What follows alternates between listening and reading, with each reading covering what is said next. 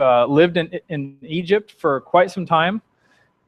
The forefathers have died, and something new is happening now.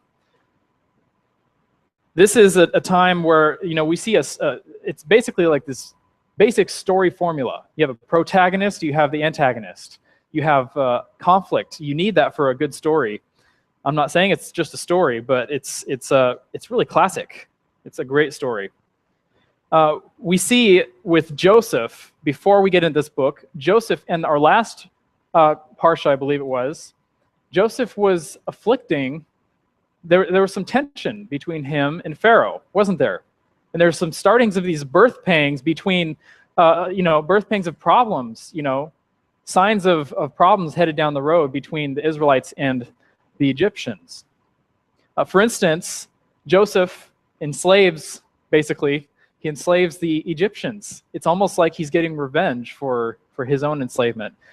They come to him, they look for food, and he says, well, sell this, and then sell that, and then sell that, and sell yourselves. And they do it.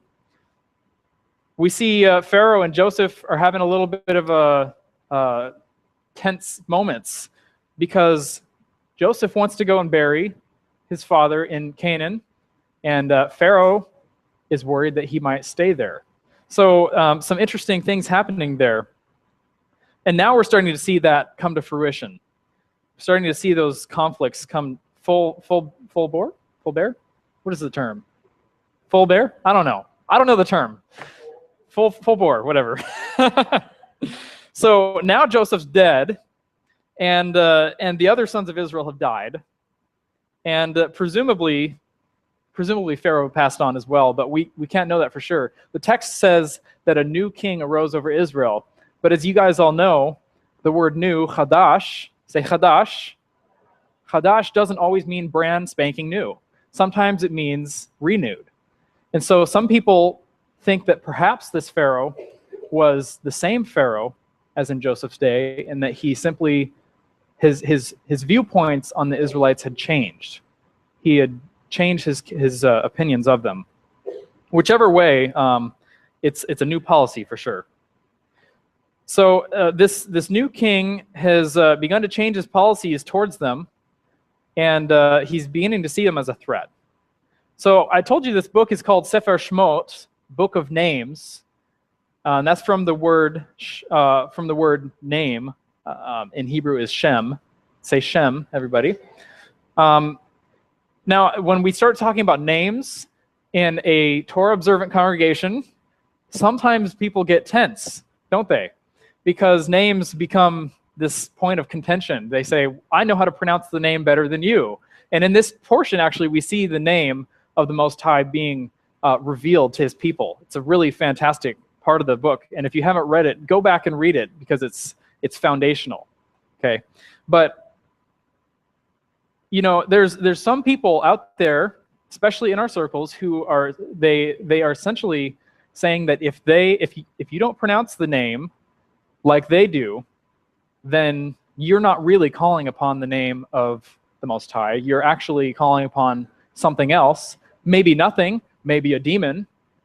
You ever hear people say, oh, calling upon Yahweh is calling upon Jove?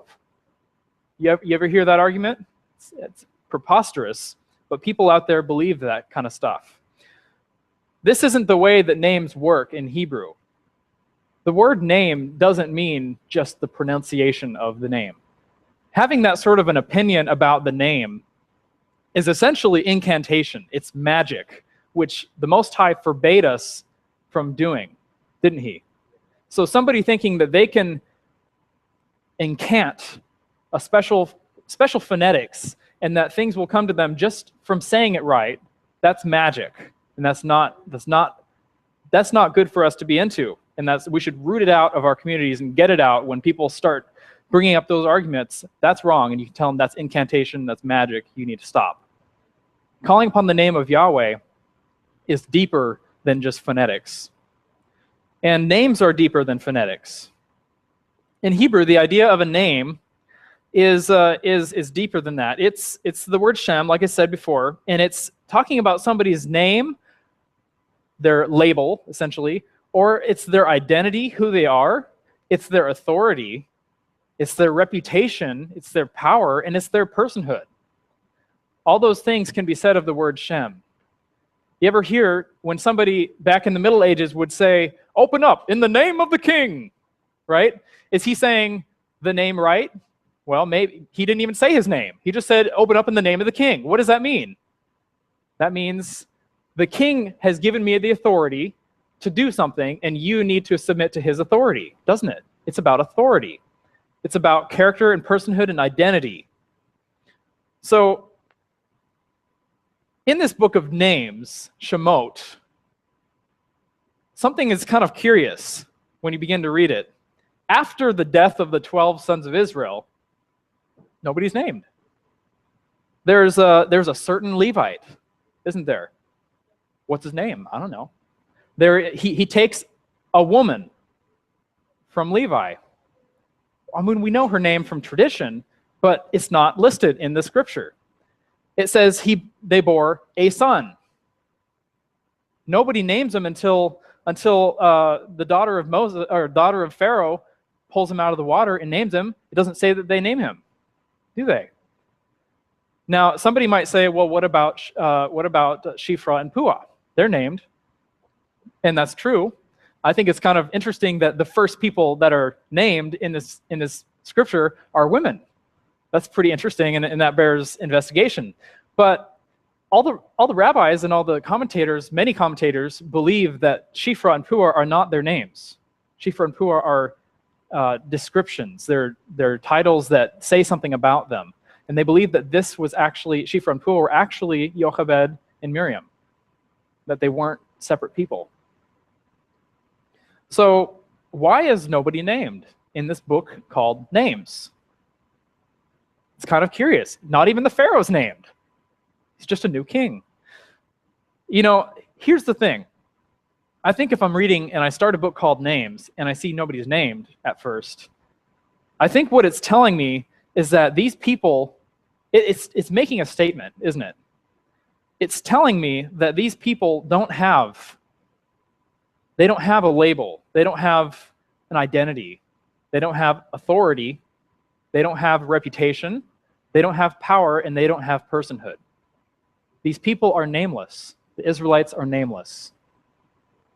And that's what, when we begin this portion and they're nameless, that says a lot more than if these people were named. It tells us about their condition. They're in this condition of lowness, aren't they? And that's what the story portrays as well. They don't have any dignity, they don't have any authority, and they don't have a place in the world. So our Parsha opens up with this dying old generation that fared well, and their replacement with the new generation.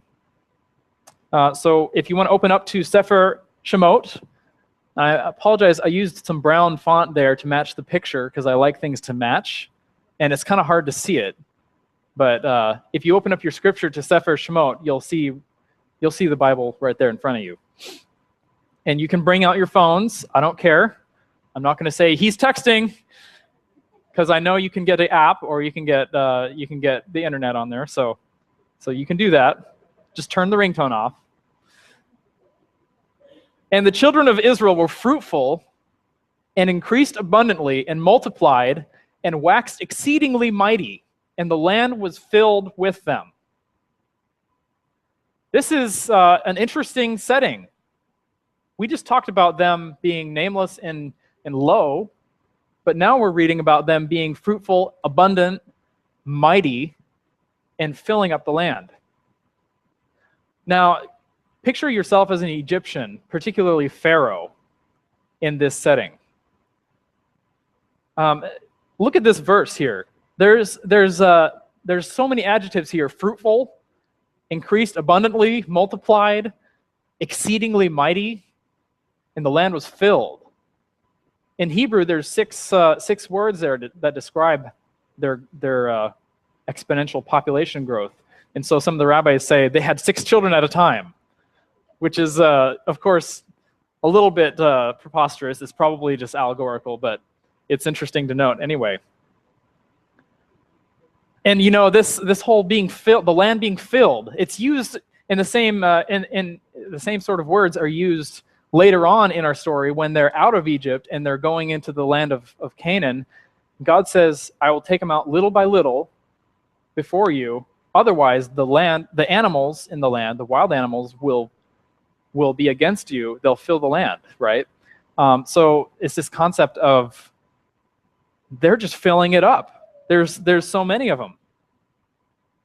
It's like they're outgrowing their area in Goshen, or perhaps they're growing to the point where the land can't support them, and that means they're going to have to spread, doesn't it? So think about what Pharaoh's thinking when he sees this. First, though, the story doesn't begin here with Israelites. It was played out not even just by their fathers. That's not where the story started. It started all the way back with Abraham, didn't it? And Abraham, Sarah, his wife, he called her his sister when he was in Egypt because he was afraid that he would be killed and she would be taken as a wife. So he called her his sister. And what happens? Well, she gets taken as somebody's wife in Pharaoh's court. She is under duress in Pharaoh's court in Egypt. And what happens to save her? Great plagues on the house of Pharaoh. So there's like this whole story that plays out that's just a foreshadowing of this greater story we're reading now. And similarly, when Isaac sojourned in Egypt, he did the same thing. And you know what?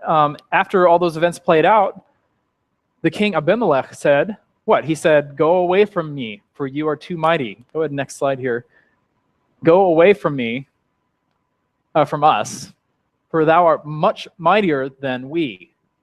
Kind of fits with this whole verse we just read about how they were exceedingly mighty. A lot of parallels. So, when you're separated into different people groups, nations, tribes, tongues, there is a bit of a us versus them, isn't there? And there still is, but it was much stronger back then, I'm sure, if you don't even speak the same language. And often what comes upon those people who are a majority when people who are a minority begin to increase is a little bit of fear, isn't there? What will the other do to us when they're more powerful than we are? What policies are they going to put in place? We see this even nowadays, don't we? For instance, we see this, oh, I'm sorry. Yeah, you're good. So this fear of this population growth and being overpowered is what compels Pharaoh to start these new policies. It says in the scripture, a new king arose over Egypt who did not know about Joseph. He said to his people, behold, the people of Israel are more numerous and stronger than we. Get ready, let us deal shrewdly with them, lest they increase and a war befall us, and they join our enemies and depart from the land. So that's Exodus 1, 8 through 10. When the text reports that this new king, or perhaps simply changed, arose, it says he doesn't know Joseph. In Hebrew, the word know is yada. Say yada. Yada, yada, yada. No, it's yada, which means to know, but it also can mean to join with. And knowledge is sort of this idea that you're experiencing something, you're being joined to an experience, and you're experiencing it, and you know it. Does that make sense?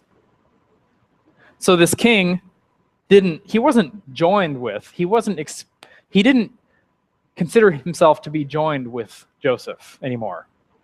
He was separating himself from these former policies. It's not just that he didn't know him. If he didn't know him, then he would be a historical buffoon, because Egypt was the one, or Joseph was the one that saved all of Egypt and much of the world just a few generations back.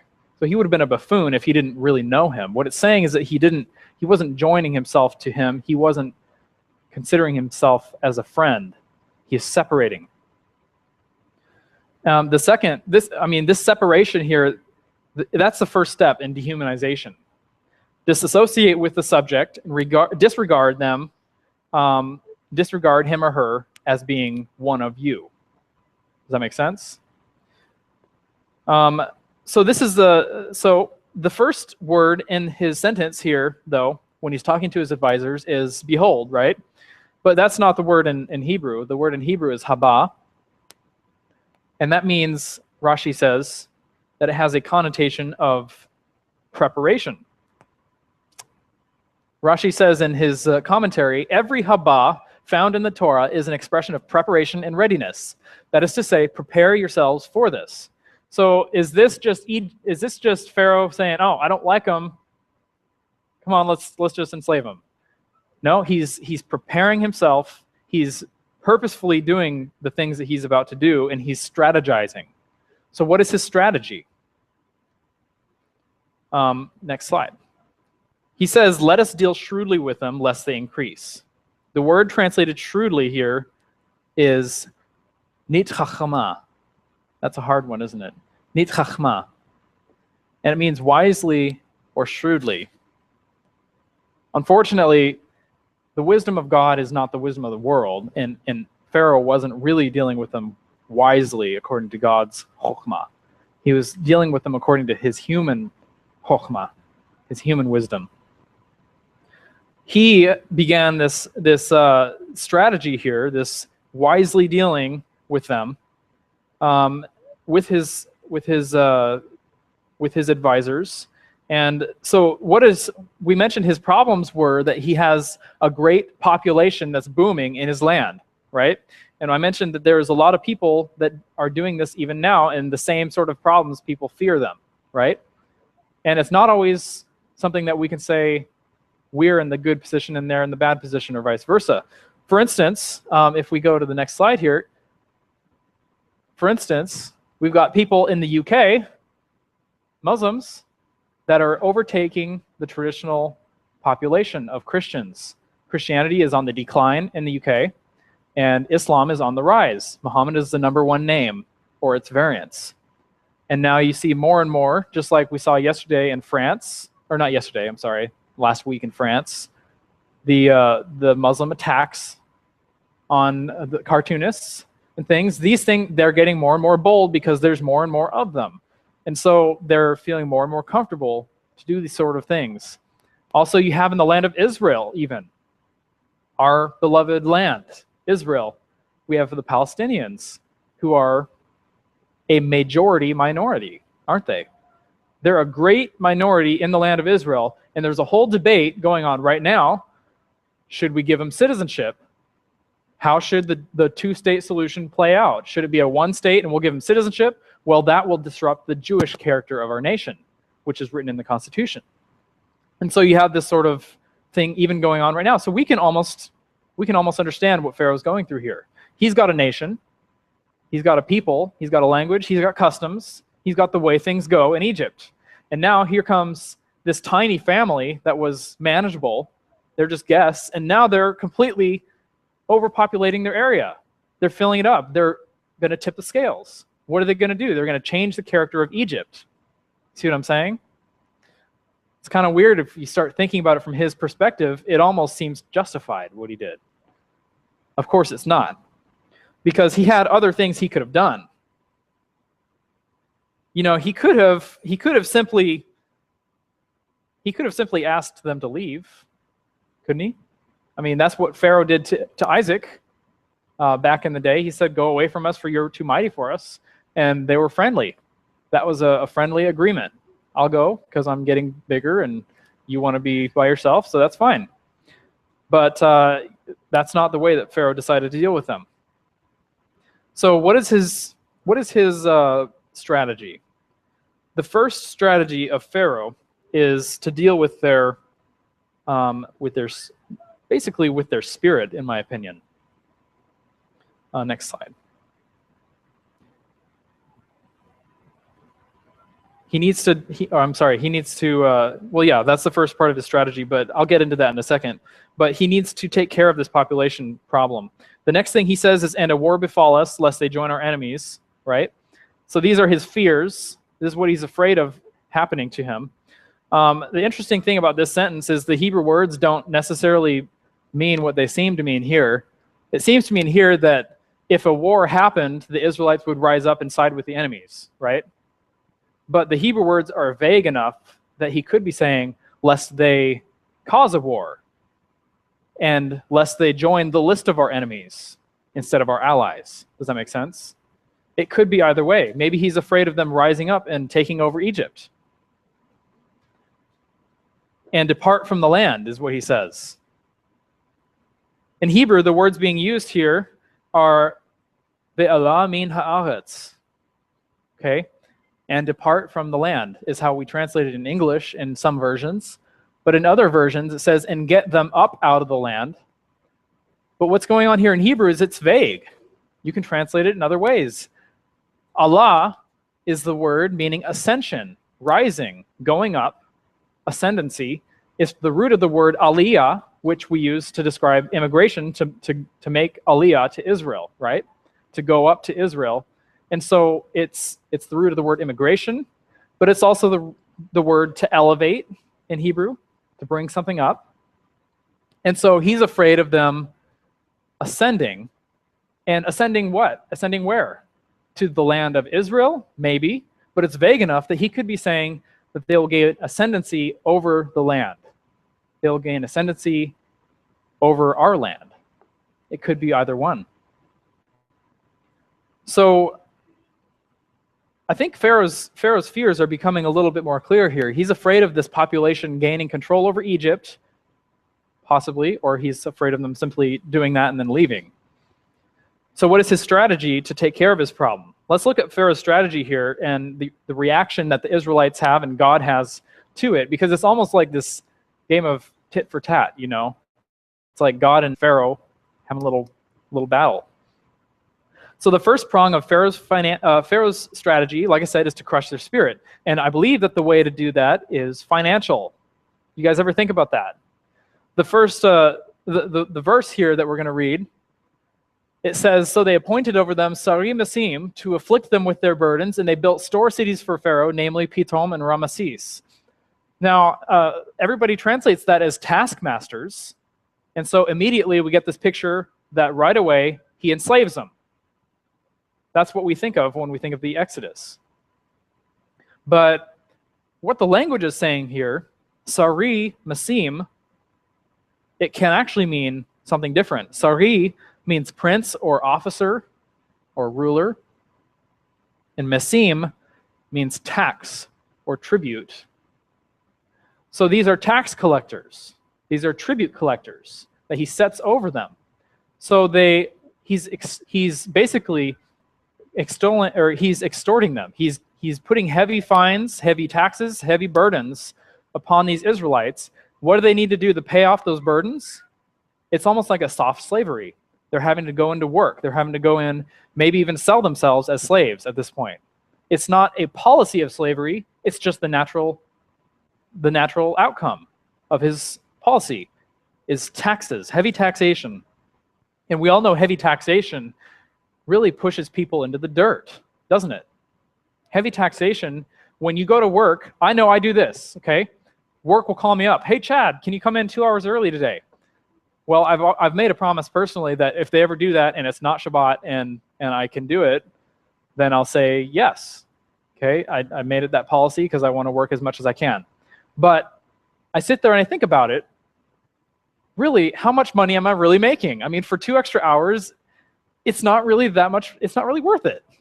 The government's going to take out like what, 60% or something, and I'm going to make a couple bucks for it. Does that even pay for the gas to get there? Not really. No.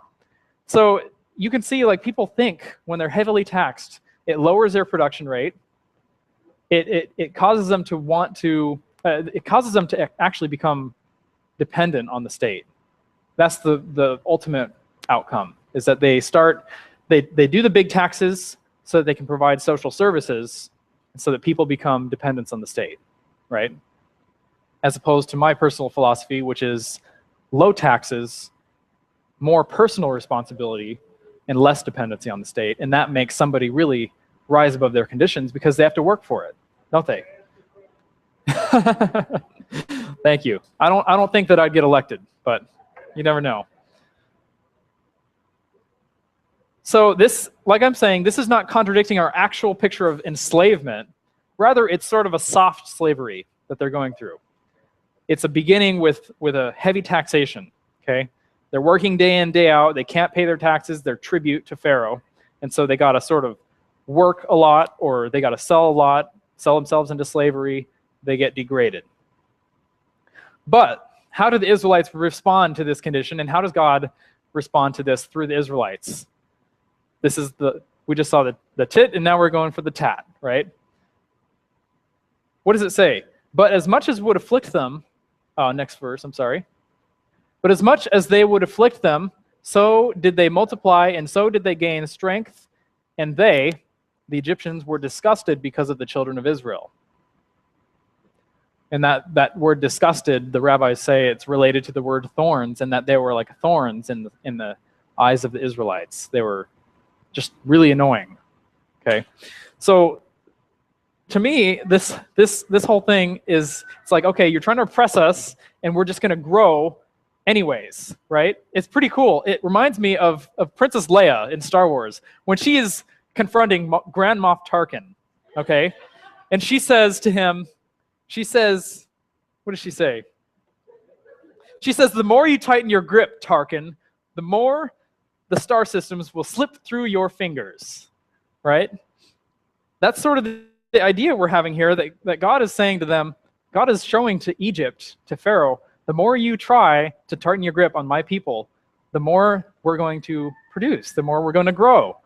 And so it's just this, it's pretty funny in my opinion. Now remember, Pharaoh said, lest they increase, right? This verse we just read said, so they increased. So the rabbis look at this phrasing here using the same words, and they say in the Midrash, they bring up this sort of idea that the Holy Spirit says this: you, Pharaoh, say, lest they multiply, but I say, so they multiply, so they shall multiply. So you see this whole battle going on between God and Pharaoh. It was God who willed that they multiplied and that they continue and survive and new generations be born, and Pharaoh can't change that with a decree. So Pharaoh's next strategic move comes into play when he sees what's happening. It's similar, but it's distinct. So the Israelites enslaved the children of Israel with back-breaking labor. Exodus 1:13-14. I'm sorry. And they embittered their lives with hard labor, with clay and with bricks and all kinds of labor in the field, and all their work that they worked them with back-breaking labor. How many times does it say labor and back-breaking in there? I'm not sure. I got to count. But that's pretty heavy stuff there. So we're conflating these two things, that the slavery was the Pithom and Ramses building that. But here, this is where the slavery really starts to be a policy. This is where Pharaoh actually says, you have to be my slaves. You're going to have labor.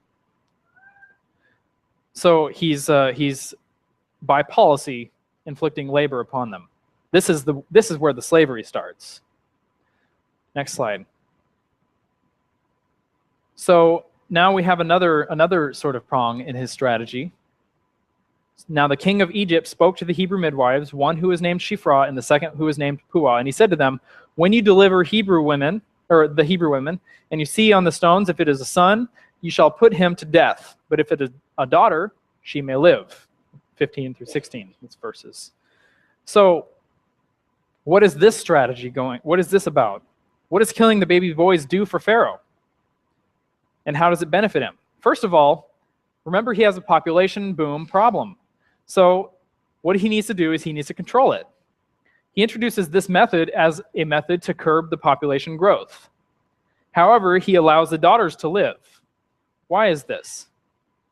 Does anybody have an idea why he would let the daughters live and not the men? It's kind of obvious, because the daughters, when they marry an Egyptian man, the Egyptian man, and they have kids, that's an Egyptian family. The Egyptian man passes along the seed, and he passes along the inheritance, and she won't be considered an Israelite anymore, really. Or the kids won't, at least. And so they allowed the children to live that were women, but they killed the boys. So the rabbis in the Midrash wrote that Pharaoh only cared about the males because his astrologers told him that a son was destined to be born who would save them. That's found in Exodus Rabbah 1:18. And according to this quote from the Midrash, Pharaoh was afraid of the savior of Israel being born, and so he mandated their deaths in the similar way that Herod did to the children of Israel when Yeshua was going to be born, right? That's sort of another parallel I see, and I think that's very fascinating. It could be that Pharaoh may have known about God's blessing to Abraham, saying 400 years, and then you'll come out, right? Maybe he knew about that. Maybe he was afraid that the deliverer was coming who was going to bring them out, and so let's kill all the babies. So though this action of Pharaoh, remember, this isn't throwing him in the Nile yet. This is him talking to two women, telling him to kill the babies. This is personal. This is secretive. This isn't public, okay? This isn't a decree of Pharaoh. This is him talking to two people. If it wasn't for Shifra and Puah's righteousness, this would have had very far-reaching consequences. This is the part where, we see a lot of parallels with this in abortion. Because he's wanting to wipe out a population. We know that abortion clinics are placed heavily in black populations because Margaret Sanger was a racist. She wanted to destroy the black populations. This is what's happening here. They wanted to kill the Hebrew children, but he wanted to do it secretly and wisely. So maybe he didn't want it to be known by the public that this was happening. Maybe he wanted it to be low key, like the Nazis with the Jews. That wasn't really a hugely public thing. Or perhaps he wanted them to be responsible for the deaths and not him, so that they would be blamed. Not really sure about that. But remember, this is personal and specific. He's commanding this for the children who are born, not for the ones who are already living. He didn't command the children of Israel who are already born and growing. He spoke this to the two midwives who service the children of Israel, and he didn't make it public. If he would have, there might have been ramifications. Remember, Israel is exceedingly mighty, right? They might have gotten mad. He needs to put them down gently into the dirt. So, next slide. The midwives, however, feared God, and they did not do as the king of Egypt had spoken to them. They enabled the boys to live. Verse 17. So those who were supposed to bring life into the world, he wanted them to take life from the world, and many others would have obeyed Pharaoh's orders, but not Shifra and Puah. These are righteous women.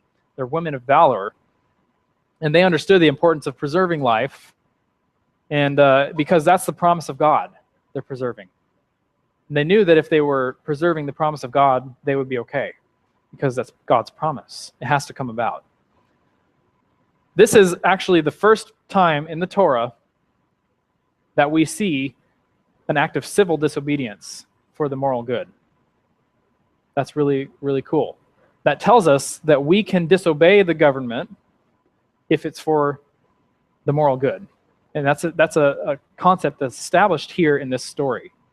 Okay, so if somebody comes along to you and says, oh, if you got Jews hiding and the Nazis are looking for them and they ask you where they are and you lie, that's a sin. That's not a sin. And I've heard people claim that. That's ridiculous. Shifra and Puah lied to Pharaoh, and they said, "Oh, the Hebrew, they're really vigorous, and they just give birth before we even get there." That's a lie. It's a straight lie. But God blessed them for it. Okay? So if the time ever comes where you have to lie to the authorities, you can do that if it's for the moral good, if it's for God's purposes, not for your own gain. Okay? So, he could have killed them, but they didn't fear him. They feared God. And it says so explicitly in that verse. It says they feared God. We need to be like them. So Pharaoh's 3 strategies so far had limited success. All it really did is it pushed them down in the dirt. They're slaves now, but it's not stopping them from growing. So the next action is one of the final things that he does in his strategy. He says, And Pharaoh commanded all his people, saying, every son who is born to you shall be cast into the Nile, and every daughter you shall allow to live. That's verse 22. Stop right there. Okay, read it again. This is now public. But look at this 3-letter word carefully. Who did he command? All his people. He commanded all his people. Every son who is born you shall cast into the Nile. Every daughter you shall allow to live. Did you ever know that he commanded his own people to throw their children in the Nile too? Did you ever notice that? I never noticed that. But it says right there, it says he commanded all his people that every son shall be thrown into the Nile. And the rabbis notice this, of course. They're very perceptive. And they said that he feared that the astrologers were right, that the Savior of Israel was coming, and that he, well, see, the thing is, the Midrash says that the astrologers didn't know if he was Egyptian or if he was Hebrew. Okay, that's what the Midrash says. They didn't know who he was, and so Pharaoh decides, kill them all. Sorry, guys. And another thing, I think that the fact that the Israelites have such a large population, it kind of proves that he's afraid of the population. He's fearful, and if he makes everybody kill their babies, then he can't be accused of showing favor to just one group, right? It's just our policy, like the one-child policy in China. Everybody's got to have one child, no more than that. And why? Oh, we're worried about overpopulation. Okay, so I think that's really interesting that all of the people had to do it. So how did he sell this to him? Was it brute force? Did he force him to do it? Was it just propaganda, like in China? Oh, you have to do it. It's for the greater good. This is an ideal family. Or perhaps it was child sacrifice. Maybe they were doing it as some sort of ritual. We don't know.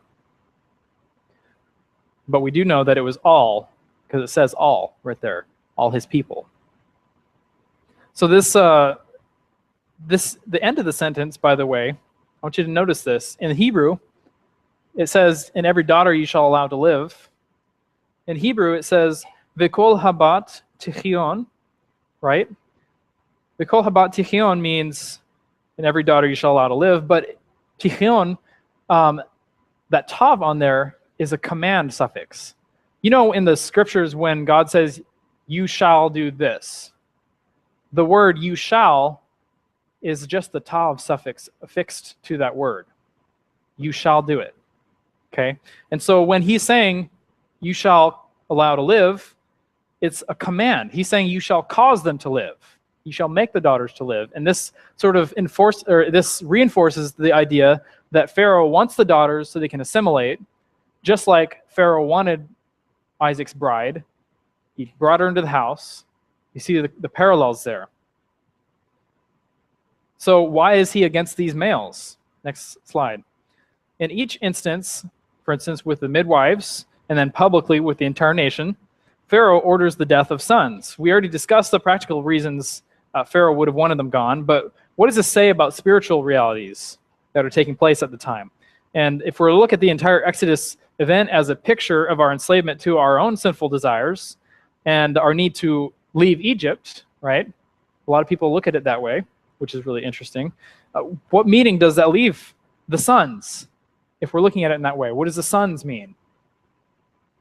Remember, Yeshua said in the Gospels, God made them male and female, right? So what is this maleness? Zahar means male in Hebrew, means male, but it's also the word remember. Like, and interestingly enough, little forget-me-not flowers, they're called zachini. They're called remember-me's.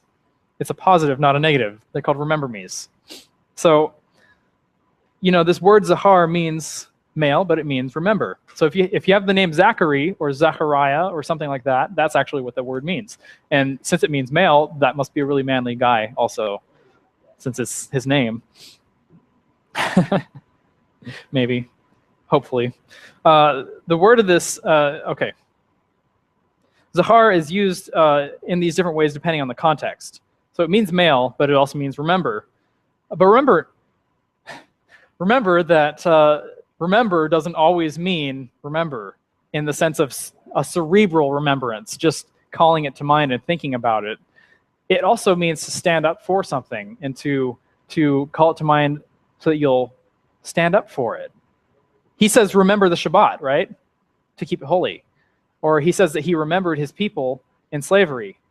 He didn't forget. He's God. He doesn't forget. So it's not just this cerebral sense of remember. It's a standing up for something, and it's calling it to mind.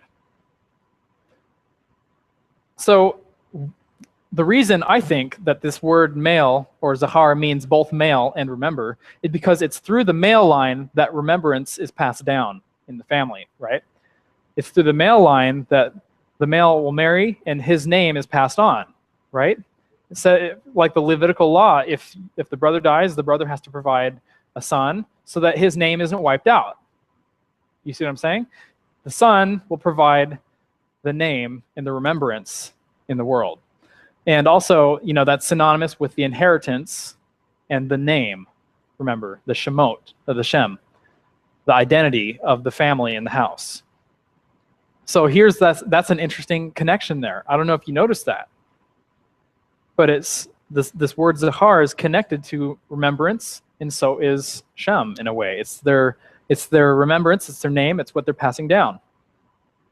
So if that's the case, and Pharaoh is wanting to wipe out the children of Israel who are men, then it means, in a sense, that he's wanting to wipe out their name as well, their inheritance as well, their identity and their personhood and who they are and their authority, right? So now I think we got a clearer picture of what's going on here. But what about, like I said, the spiritual realities that are happening here?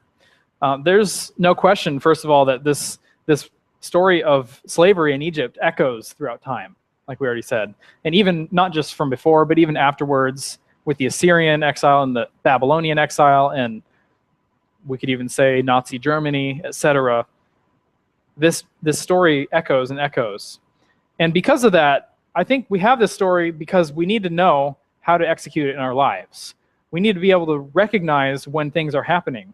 If I have a disease, I need to know that I have a disease so that I can change my habits and change what I'm doing, right? In the same sense, if we have ourselves in Egypt, we need to be able to see the story and say, hey, I'm in Egypt, Pharaoh is doing this to me. And then I change my actions to rectify the situation. So Egypt and Babylon always represents, in this, if we're looking at it like a story, it represents the greater world, the world outside home, right? It's like a sprawling metropolis. It's the cultured civilization. It's the best that humanity has to offer. And though sometimes we sojourn there, the Most High has never really desired that that's our home. He doesn't want us to live there. He doesn't want us to be there. Oftentimes we get off track when we're distracted by the things of the world, right? That's like getting in Egypt. And when we do so, we lose sight of our spiritual condition. We lose sight of our conditioning also, our conditioning by Egypt, by the world. We're all conditioned by the world, everybody. And we need to be aware of that. Egypt wants us to believe a certain way, to think a certain way, to act a certain way, to eat a certain way, to dress a certain way, etc. Doesn't it? The world wants us to fit in to the world's way of doing things. And when we stand up as Israel, we don't. We don't fit in. We're different, and we're supposed to be. When we are sucked into Egypt, we lose our name that we've been given. We lose our authority, we lose our identity and our personhood, who we are, and we lose our inheritance. What inheritance? All right, do you guys know the inheritance? It's foundational. Genesis 15 is where we find the inheritance given, where God says to Abram, I will be your shield, your exceedingly great reward. And this is the word of Yahweh saying this, which we know the word is Yeshua. This inheritance of Abraham is the Messiah, being our shield and our reward. And not only that, but it's also the land. He said, I'm going to read for you the story of the covenant between Abram and God. And when the sun was going down, a deep sleep fell upon Abram, and lo, a horror and great darkness fell upon him. And he said unto Abram, know of a surety that your seed shall be a stranger in the land that is not theirs, and they shall serve them, and they shall afflict them for 400 years. And also that nation whom they shall serve will I judge, and after they shall come out with great substance. And you shall go to your fathers in peace, and you shall be buried in a good old age. But in the 4th generation they shall come hither again, for the iniquity of the Amorites is not yet full. And it came to pass that when the sun went down, it was dark. Behold, a smoking furnace and a burning lamp passed between the pieces. In the same day Adonai made a covenant with Abram, saying, unto thy seed I have given this land, from the river of Egypt to the great river, the river Euphrates. So it's not just the Messiah. I'm not saying just, as in he's not anything. I'm saying there's also the land. He's given us a land. And so when we're in Egypt in our hearts, or whether we're in Egypt physically or metaphorically speaking, stuck in a land or a country that is hostile to our way, to God's way,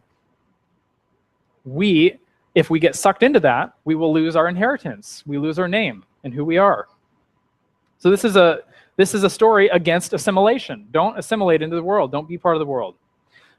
And oftentimes we're faced with increasingly narrow straits. That's what Egypt means. It's narrow straits. It's a tight place, right?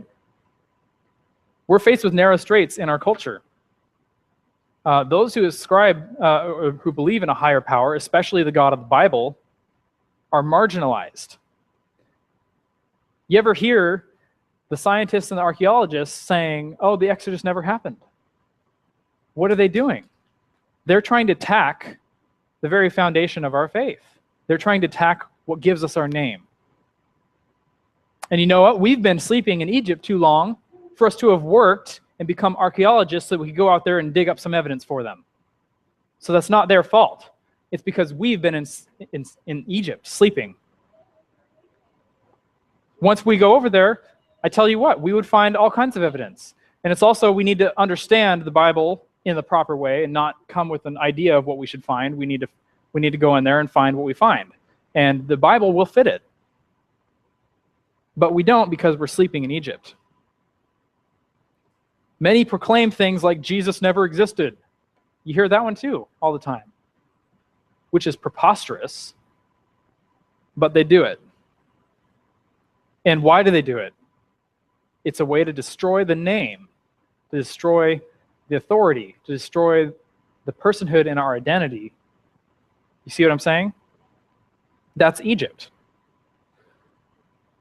On other fronts, we struggle with sin too. That's a personal Egypt. We're burdened by it as it seeks its tribute, like the tax collectors. And the more tribute it wants, the more we lose sight of our promise and the more we get in the dirt. And then we build up its cities. We build Pithom and Ramses instead of going into the land and building our cities, right? Building up that city is building up a stronghold in your life. That's what a stronghold is. That's what it represents. And that's when you start identifying with Egypt and you say, I am an Egyptian. And you say, I am a drunkard, instead of saying, I struggle with drunkenness. That's when we identify with our sins. It's a stronghold. We built that city. You see what I'm saying? So I'm wondering, is Pharaoh's strategy happening today? Yes, it certainly is happening today. And are we sleeping as it's happening? Are we stuck in the dirt? Are we assimilating into the culture? Are we losing our sight of who we are? Are we so stuck in our little enclaves that we aren't going out there and doing the work and building up our cities? See what I'm saying? Don't let Pharaoh take away your name, your place. Don't let him put a burden on you or enslave you or kill you secretly in your heart. Kill off your memory and your inheritance. What happened when When did the Israelites get help? When they cried out to the Lord, when they cried out to Yahweh. And what happens when they do that? Yahweh reveals his name. And so there we get the name we've been searching for in this book. He reveals his holy name to Moses, his messenger. And Moses reveals his name to the people of Israel. And the people of Israel now have a name that they can stand on. They have a name and an authority and an identity that they can stand on. And it's from that point that they begin to turn the tables on Pharaoh. Remember, Abram didn't make that covenant himself. Yahweh did both sides of it. The Israelites didn't get themselves out of Egypt. It wasn't from their name and their authorities. They were nameless. It was Yahweh whose name saved the people out of Israel, or out of Egypt to Israel. So what are we to do when we're nameless, when we're powerless, and when we are stuck in our sin, or when, God forbid, or chas v'shalom, if you want to learn the Hebrew term for that, if we're stuck in actual persecution? We're supposed to call on the name of God and trust in him. And when that happens, that's when we will rise up out of the land. Now, he said, oh, I'm sorry, you can leave it there. He said, and I have said, I will bring you up out of the affliction of Egypt. Now, remember the word that I said, Pharaoh was afraid of them getting up and leaving out of the land. Allah min haaretz, right? Here, Yahweh says, and I have said, I will bring you up. I will, he says, Va'omer Allah atchem me'ani Mitzrayim. Allah atchem. I will bring you up. I will cause you to ascend. I will give you ascendancy. Okay? It is him who does that. The Most High has promised us ascendancy over Israel. We just need to recognize it and take it. Shalom.